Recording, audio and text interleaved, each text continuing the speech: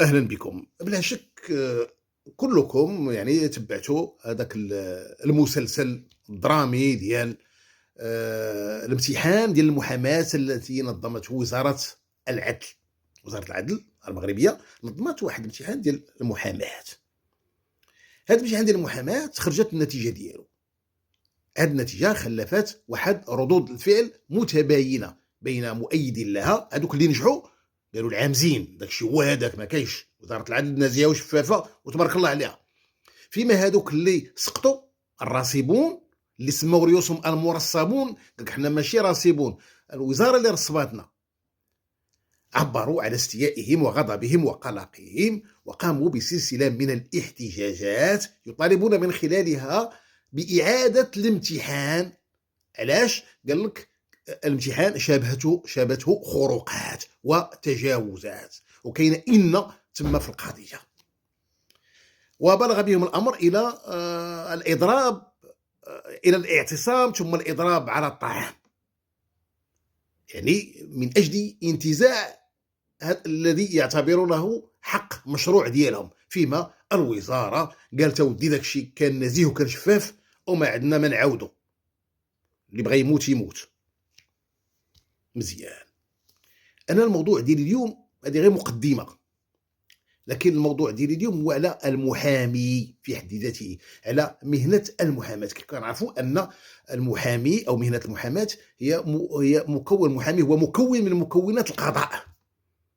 حتى انا نقول العداله، يعني القضاء يقدر يكون عادل يقدر يكون فاسد، لان كاين فرق ما بين القضاء وما بين العداله.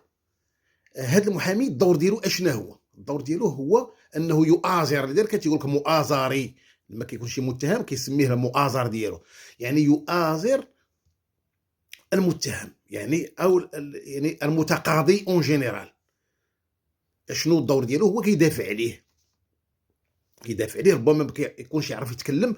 المحامي كيتكلم بالنيابه عليه، ما تيكونش تعرف منين يدخل ومنين يخرج. المحامي تيقوم بهذا الدور هذا من اجل المؤازره والمسانده مقابل اتعاب بيان سور.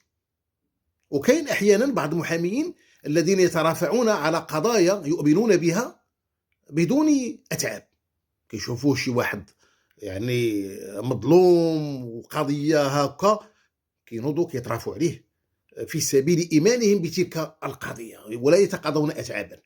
ولكن من يتقاضى يعني في الكوتيديان، ولكن كاين احيانا كيديروا هاد تكونوا ذا بينيفول. مزيان حتى لهنا مزيان، ما كاين حتى شي مشكل.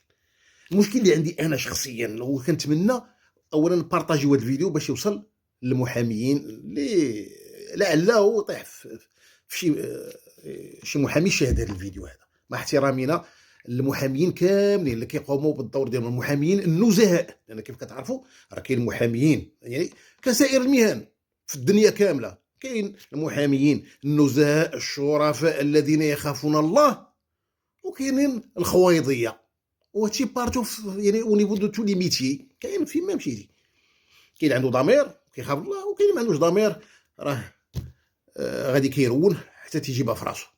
اللي ما جابهاش في راسو في الدنيا يجيبها في راسو يوم القيامه. السؤال ديالي انا هنا لشي محامي الا كان تيشاهدني هو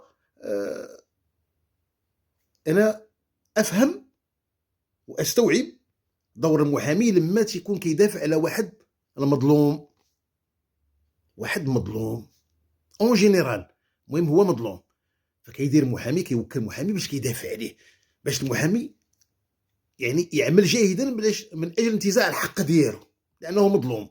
انا كنت نشوف الدور ديال المحامي هو يدافع على المظلوم، ولكن ما كنفهمش كيفاش المحامي يدافع على الظالم، كنت سوا هذا الظالم هذا مجرم قاتل سارق، يعني مرتكب مخالفات جناح وجنايات باعترافه. حيث ان المحامي تعيط له تقول له شوف غير اعطيني التفاصيل، تقول له ودي انا درت ودرت ودرت ودرت ودرت، بمعنى المحامي يعلم على ان ذلك الشخص مذنب وظالم ومجرم. علاش؟ تيقول لك باش المحامي يشوف شي ثغره باش يخرجوا منها، يشوف شي ثغره اللي كيفاش يخفف عليه الحكم، يشوف شي ثغرة كيفاش يرد الظالم مظلوم والمظلوم ظالما، وهادشي كاين، وهادشي كاين. الخواط كي قلنا حنا كاين محامين اللي فيهم الخواط وكاين النزهاء، حنا ما لا نتهم احدا، حنا غير حنا نحلل هذا الموضوع هذا. اللي ما بغاش تفهم ليا هو هذه القضيه، انا اللي كنعرف انا محامي كيدافع على المظلوم، فكيف انه يدافع على الظالم؟ هذا هو السؤال، مفهوم؟